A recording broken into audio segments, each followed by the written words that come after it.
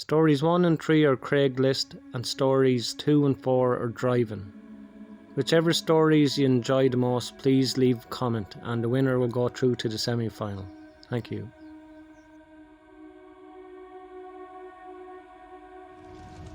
One night I was on Craigslist browsing for a new lawnmower, since my other lawnmower had broken the day before, and my grass hadn't been mowed in a long time, so I decided to check the best deal. I remember I came across this ad that was selling a lawnmower for only $30. I was surprised because the lawnmower seemed to be in good condition and I thought it would last for a while. There was a phone number included in the ad. I texted the number not wanting to miss my chance to buy it. I received a text back about 5 minutes later. The guy introduced himself as John and he asked if I was going to buy it. I said yes, and he asked me could I come by the following day at about 8 PM. I told him that I could, and he said he would have the lawnmower ready for me when I came. I texted him again and asked for his address. He quickly replied and gave it to me.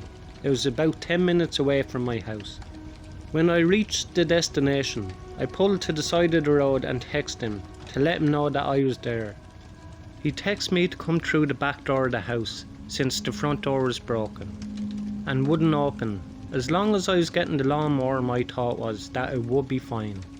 I got out of my car and walked to the house and around to the back door. It was unlocked so I could easily get inside. What caught me off guard was there was not a single light on in the house. I texted John that I was there and he told me to come into the basement. There was a basement door not too far away from me and it was slightly cracked open. I was about to go down, but then I thought to myself, why would the lawnmower be in the basement? Immediately red flags start going off in my head. Then I received a text from John saying that he was waiting for me to come down. It was at this point that I realised that there was probably no lawnmower. I didn't stick around any longer though. I rushed outside to my car and I drove off as fast as I could. On my way home my phone started ringing. It was John calling me. He had never called me before. I decided to let it go to voicemail. He called me 2 more times but I ignored them both. When I got home I saw that John had left a voicemail. I listened to it and what I heard was downright terrifying. It was John's voice telling me that he had my phone number and that he would find me and do unspeakable things to me. I instantly blocked his number and called the police. When the police got to my house I tried calling the number again, but it said that the call couldn't be completed. I showed the police my voicemail and they said that I barely escaped the trap. They said there was nothing they could do, but I ended up filing a report anyway. I went to Craigslist to report the ad, but it had been taken down. I guess the guy must have covered his tracks pretty good. Whatever the case may be, I got a new lawnmower and I never used Craigslist again.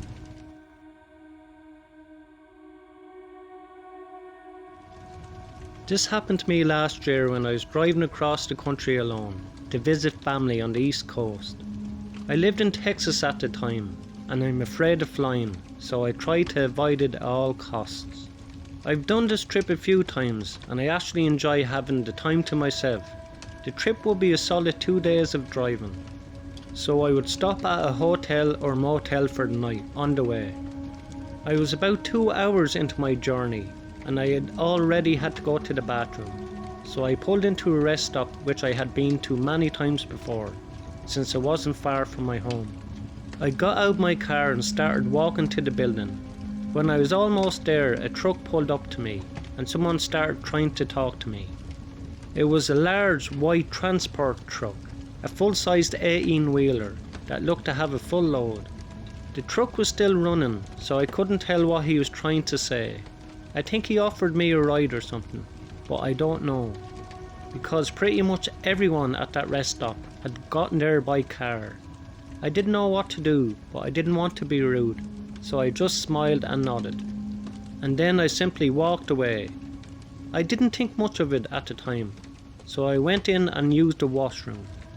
When I came back out, the truck was gone. I walked back to my car and drove away. The incident was far from my thoughts as I continued my ride. I drove another few hours. Eventually I looked through my rear view mirror and I noticed a large white truck in the distance, behind me. My mind went straight to that guy from before, but there was no way to know if it was really him, because white is a common colour for trucks, so it wasn't that troubling. I couldn't help but remember that guy though. I kept an eye on my mirror for the next few hours, and I didn't see that truck again. When the sun began to set, I started to look for a hotel or motel. Close to the highway, there was a truck that stopped on the left hand side of the road, with a small hotel next door. It was far from luxurious, but for the situation it was perfect. There was even a restaurant, which was very welcoming, because I was really hungry after a full day of driving. I parked in the mostly empty parking lot and went to the office. I rented the cheapest room, then went to the restaurant. When I was done, I walked out and headed to my room, but I noticed something in the truck section of the parking lot. There was a truck that strangely resembled the one that I had seen earlier. I walked over to it and looked in the window, but it was empty. After that I went to my room and locked the door. Then I laid down and fell asleep almost instantly. It was only around 9:30 p.m, but I was really tired. The next thing I remember is waking up in the dark room. I could hear a noise from outside my room. It was a kind of metallic grinding type of sound. It was coming from my door. I got up and walked towards it, and then I peeked through the window. There was someone out there. It was a man, and he was doing something to my door, trying to break in, I assumed. I ran over to my phone and called 911. The man must have heard me talking to the police, because the next time I checked, he was gone. An officer arrived, and when he did, I told him that someone was trying to break into my room. There was a security camera nearby, and the police showed me an image of the man. It was the same guy from before. When I saw that, I described his truck and told them about the incident from the rest stop. With that information, they were able to track the guy down and arrest him. The creepiest part was at that time, I thought I was being paranoid, but I was actually being stalked. I'm thankful every day that I woke up when I did, because if he would have got into my room while I was sleeping, God knows what really could have happened.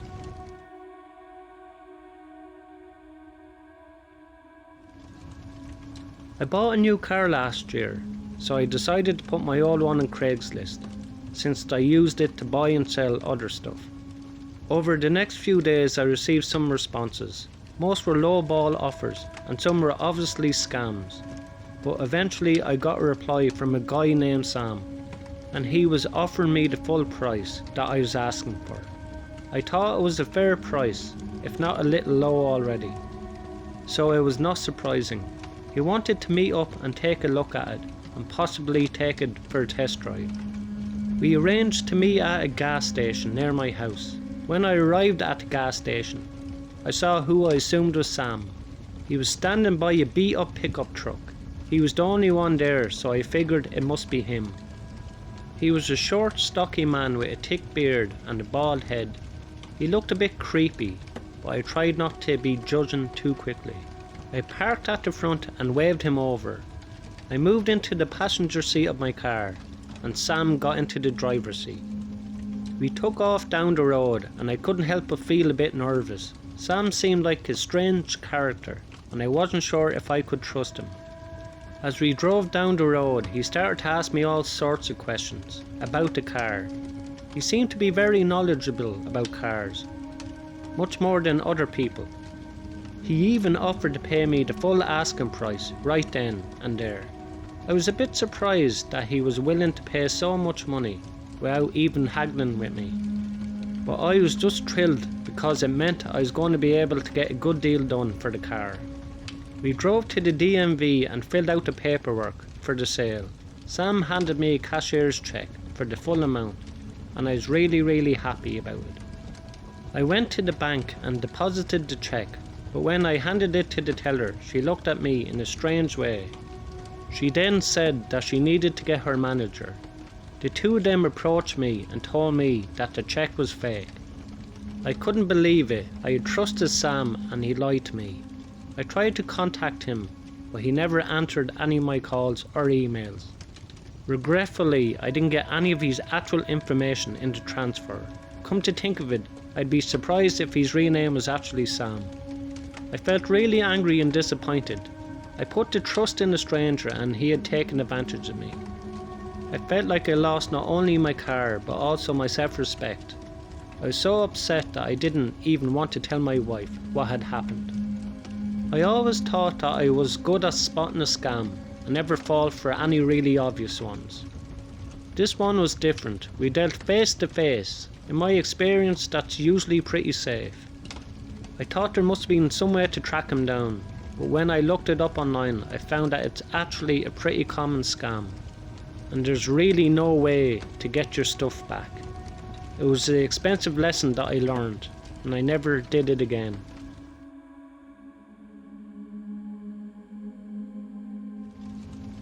I work as a truck driver.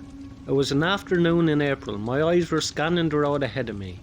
In my line of work, I've seen a fair share of weird things on the road. But on this day, something felt very different. The sun was high in the sky and the air was thick with humidity.